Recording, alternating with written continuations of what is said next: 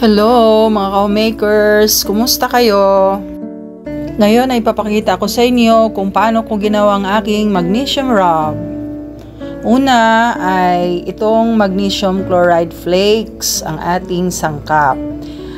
Gaya ng sinabi dito, it promotes energy, sleep improvement, and reduces stress. Sa 1/4 cup na magnesium flakes, lalagyan natin ng 1/4 cup din na distilled water. Kasi gagawa tayo ng magnesium oil. Yan.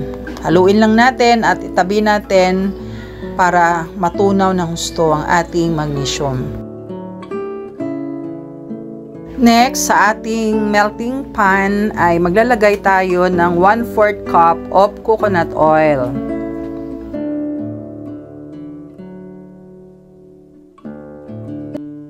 At ilalagay din natin ang 1.5 kutsarang shea butter. Ito ay maganda sa balat, nakakapagpapalambot.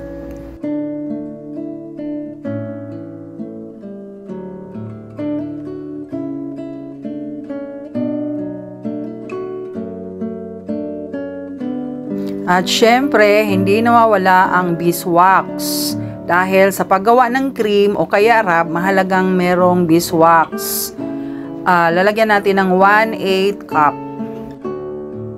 Tapos, iinitin natin ito sa double boiler o dito sa mainit na tubig. O kaya kung mayroon kayong microwave oven, pwede rin. Pero dito na lang kasi wala akong microwave oven. Muntikan ko nang makalimutan. Dapat lagyan din natin ng 1 kutsarang emulsifying wax. Kasi ito yung responsable para ang tubig at ang langis ay maghalo.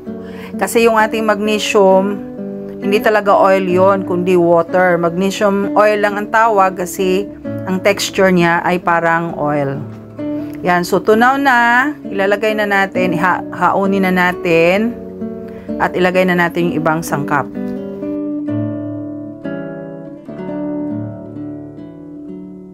Lalagyan natin ng 1 kutsaritang camphor crystals. Ito ay nakakatulong para gumaling ang ating sipon at baradong ilong. Next ay lalagyan din natin ng 1 kutsaritang menthol crystals. Ito ay merong cooling effect at ito ay nakakatulong para sa mga sakit ng katawan at mga kasukasuan. Ngayon ay lalagyan naman natin ng 20 drops of frankincense essential oil. Ito ay maganda, nakapagpapatibay sa ating respiratory system. Ito ay magaling na gamot para sa ubo, sipon. Ganon din, maglagay rin tayo ng lavender oil.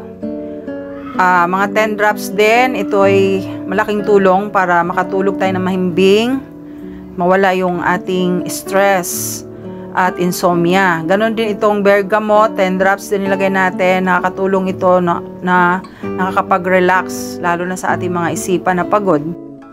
Hahaluin lang siyang mabuti hanggang sa matunaw, lalo na yung mga crystals. Yan po, at pagkatapos, kailangan natin itong ilipat sa isang mangkok na pwedeng doon natin gamitan ng blender.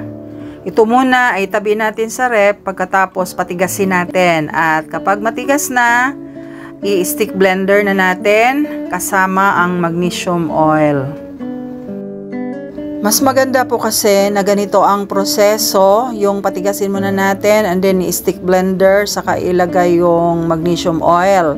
Kasi nasubukan ko na rin dati na habang malambot pa ang oil, hinahalo ko na yung magnesium oil at pag tumigas siya, katagalan ay naghihiwalay. Humihiwalay yung magnesium oil. At saka yung end yung end na product niya ay medyo matigas. Hindi katulad nito na creamy ang dating. Kaya mas maganda na ganito talagang proseso. Nasubukan nyo bang gumamit ng rub na napakahirap tanggalin sa lagayan? Ganyan po ang resulta kapag diretso nating hinahalo ang magnesium. Kaya maganda i-blend siya bago ihalo ang magnesium kasi soft ang dating. Pagkatapos, lagyan natin siya ng colorant. Kaya lang, wala akong lavender color na mica powder. Kaya, nag-mix na lang ako ng pink at saka blue color na ang kinalalabasan ay lavender. Yan, kailangan lang talaga eksperimento kung anong meron tayo. Pero maganda naman ang kinalalabasan. At hindi lang po to maganda tingnan, kung hindi talaga pong effective ito. Dahil nasubukan ko na rin po ito, nakagawa na ako dito dati at may mga times po na hindi ako makatulog, kakaubo dahil makati yung lalamunan ko. At magnesium rub lang ang nilalagay ko sa bandang liig ko at dibdib. At yun, nakakatulog ako ng mahimbing. At ganun din inaamoy ko, kinukuskus ko ang kamay ko at inaamoy ko, nilalanghap ko ang aroma ng ating rub. At maganda, nakakatulog ako ng mahimbing. And then, syempre, lastly, lalagyan natin ng dagdag na lavender fragrance oil para mas lalong nangingibabaw yung amoy lavender sa ating formulation. Konti lang naman po idadagdag kasi meron na yung lavender.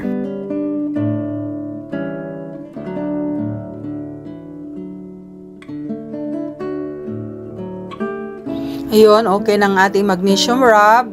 Ilalagay na natin ito sa ating lagayan. Ayan. So, itong pinaglalagyan ko ay 15 grams. Para hindi naman madami agad kung gusto natin i-share sa mga friends and relatives natin. Sample muna, konti lang muna, 15 grams muna. At kung gusto nila, the next time gagawa tayo ng malaking lagayan.